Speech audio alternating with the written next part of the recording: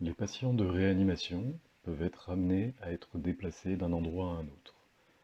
Cela peut être pour un examen, un scanner par exemple, pour le transfert d'une unité à une autre, pour aller au bloc opératoire. La liste est non exhaustive. Ces patients sont fragiles, leur état peut être instable. Le transport est forcément un transport médicalisé, nécessitant une surveillance continue. La préparation de ce transport, qui est une prise de risque, une situation à risque, nécessite une grande rigueur, une grande attention, une vigilance de tous et de tous les instants. Les patients de réanimation nécessitent une surveillance continue de leurs paramètres vitaux via le SCOP, paramètres qui consistent en la fréquence cardiaque, la pression artérielle, la saturation en oxygène. Cette surveillance devra être effective pendant toute la durée du transport. Pour ce faire, on utilisera un monitorage de transport, donc ici un scope de transport, pour lequel il aura fallu vérifier auparavant la bonne charge de la batterie, de façon à ce que l'appareil puisse tenir sur toute la durée du transport, et régler les alarmes correctement, de façon à ce que la sécurité du patient soit effective.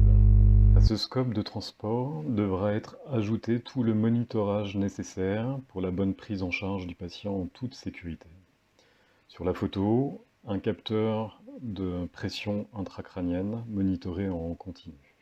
L'assistance respiratoire, dont les patients bénéficient via le respirateur, ne pourra être interrompue et devra être poursuivie pendant toute la durée du transport.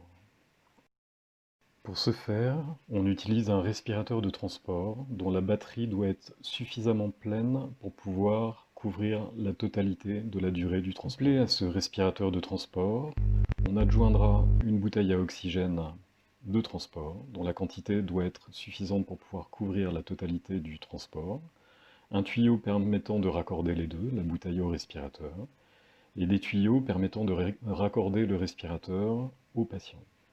La totalité devra être vérifiée, fonctionnelle, avant la mise en route effective. Que le transport se fasse en toute sécurité, on n'oubliera pas d'adjoindre le BAVU, le ballon d'insufflation, qui permettra au médecin qui va assurer le transport de reprendre la main en cas de panne matérielle, le respirateur de transport peut tomber en panne, ou en cas d'extubation malencontreuse qui peuvent survenir dans les transferts de patients, notamment des lits au brancard ou à la table de scanner. Les patients bénéficient de perfusion en continu de certains médicaments, médicaments pour les maintenir endormis, médicaments pour maintenir la pression artérielle, pour maintenir la fréquence cardiaque. Certaines de ces drogues, comme les catécholamines, ne peuvent absolument pas être interrompues, ne serait-ce que provisoirement. Il faudra donc s'organiser pour que l'administration puisse se faire en continu pendant toute la durée du transport.